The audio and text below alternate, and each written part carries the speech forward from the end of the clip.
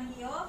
Pada saat ini saya sudah bersama dengan salah seorang ASN yang saya sapa dengan hormat, Bapak Dr. Haji Kasmat Nile SAG MPD, selaku Kepala Seksi Pendidikan Madrasah Kementerian Agama Kabupaten Bone Bolango, sebagai objek wawancara sehubungan dengan tugas UAS mata kuliah Manajemen Pendidikan dan Latihan.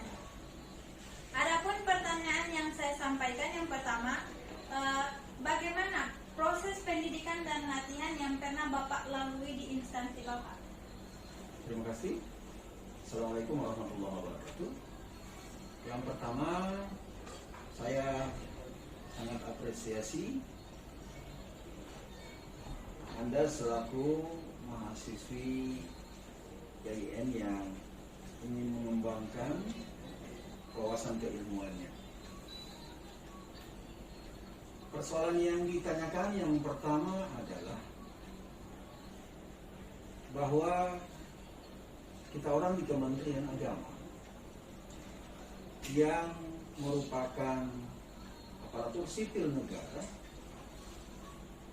adalah sebagai langkah awal untuk pengembangan diri melalui pelatihan-pelatihan atau diklat.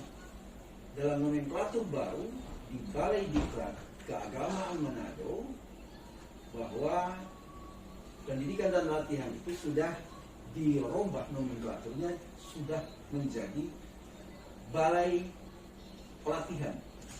Sehingga ketika seseorang akan dipanggil atau mendapat panggilan dalam pelatihan, maka mereka, Balai Diklat Keagamaan Manado itu akan mengirimkan surat kepada instansi atau di kantor Kementerian Agama Kabupaten Kota. Salah satunya di Kementerian Agama Kabupaten Bone Bolango.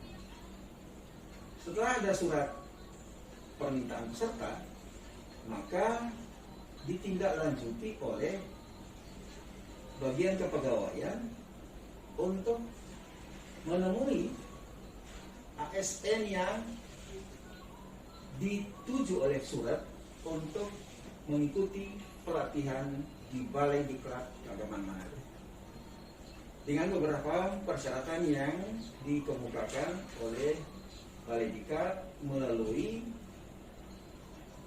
kepegawaian untuk dimintakan kesediaan pada pegawai yang bersangkutan, tentunya dengan beberapa persyaratan. Yang pertama, dia harus menyertakan surat keterangan berbadan sehat dari puskesmas atau dokter, kemudian surat tugas apabila di Balai Diklat ingin bahwa ASN itu harus membawa laptop atau data, maka itu diharuskan dibawa serta untuk kelancaran pelaksanaan pelatihan di Balai Diklat Keagamaan Manado.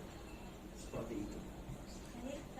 Kemudian pertanyaan yang kedua, seberapa pentingkah proses pendidikan dan latihan atau diklat, serta bagaimana peran pemimpin atau manajer pada suatu instansi dalam sebuah proses pendidikan dan latihan? Pelatihan itu sangat penting dilakukan oleh seorang ASN. Di samping ASN itu menambah wawasan keilmuannya, juga peningkatan kemampuan dan kualitas dari keilmuan ASN itu.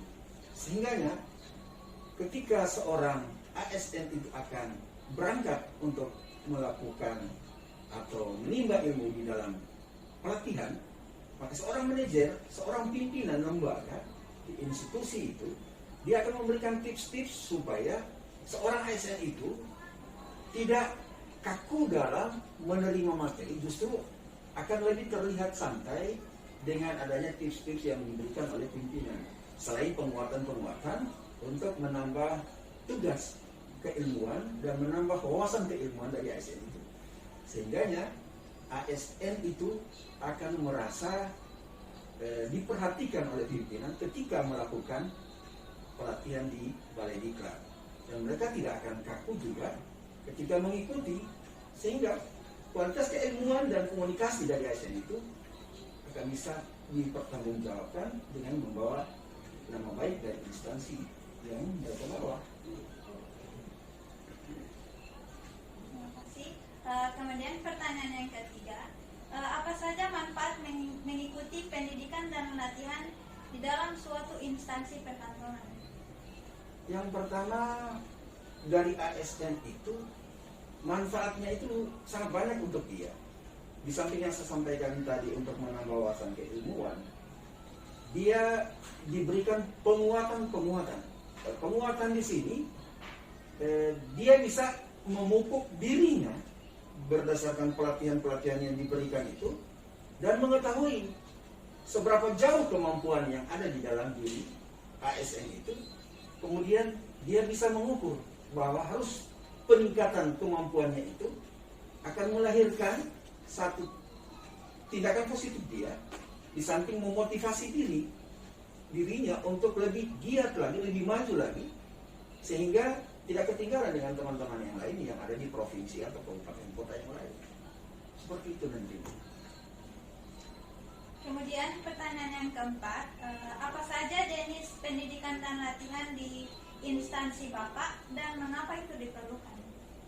Kalau jenis-jenis pendidikan itu sesuai dengan teknisnya ya. Kalau di Bimas, khususnya untuk keluarga Sakinah, itu di bawah naungan atau kantor urusan agama itu lebih banyak bernuansa pelatihannya ke bimbingan teknis pembinaan keluarga Sakinah.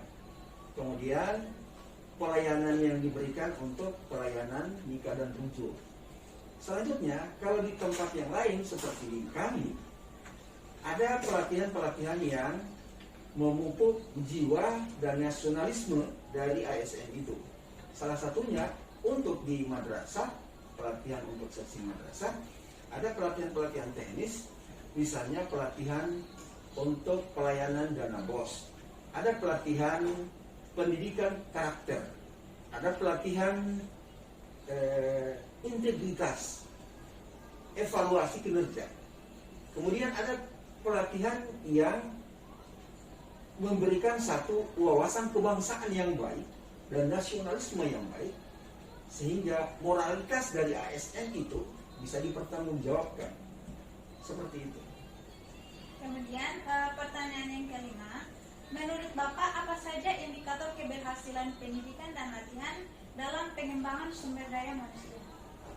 Indikator yang akan menjadi ukuran itu, yang pertama, ketika seseorang atau ASN itu dikirim atau dilakukan pembinaan dan pelatihan, minimal dari ASN itu akan terjadi sikap yang berubah atau perubahan pola tindak dari dia yang tadinya dia kurang berkomunikasi atau kurang komunikatif.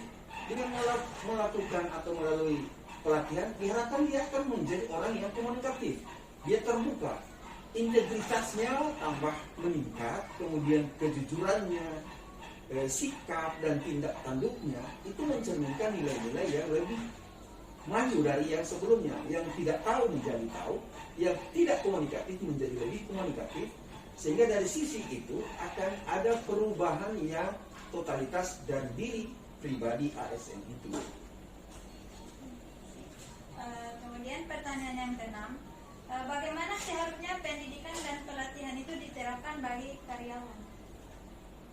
Kalau pendidikan dan pelatihan itu diterapkan bagi karyawan, minimal karyawan itu bisa sekembalinya dari pelatihan, dia bisa bersosialisasi lagi.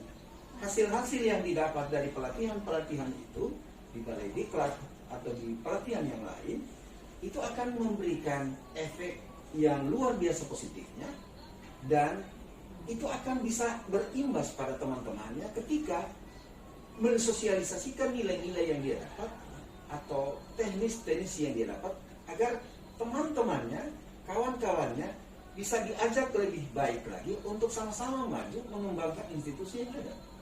Saya kira akan seperti itu nanti.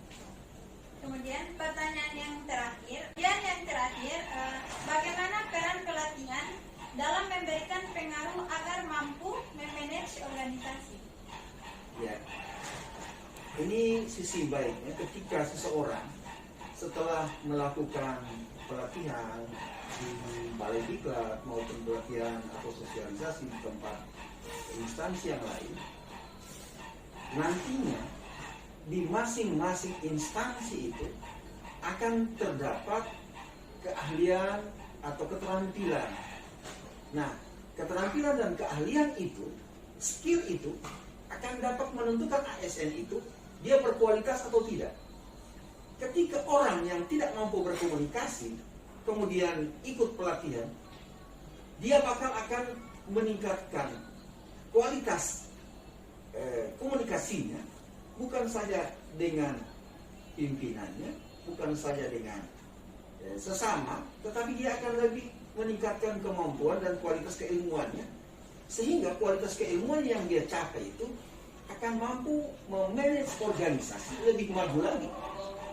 Diharapkan nanti tidak akan ada lagi organisasi yang mandek, tidak dinamis, sehingga dengan adanya pelatihan itu kualitas keilmuan itu akan menggembleng dia mampu memanage organisasi atau instansi itu ke arah yang lebih baik dan maju. Saya kira itu. Terima kasih. Itulah wawancara dengan Bapak Dr. Haji Kasmat Nile SAG MPD. Lebih dan kurangnya saya mohon maaf. Wassalamualaikum warahmatullahi wabarakatuh. Waalaikumsalam warahmatullahi wabarakatuh.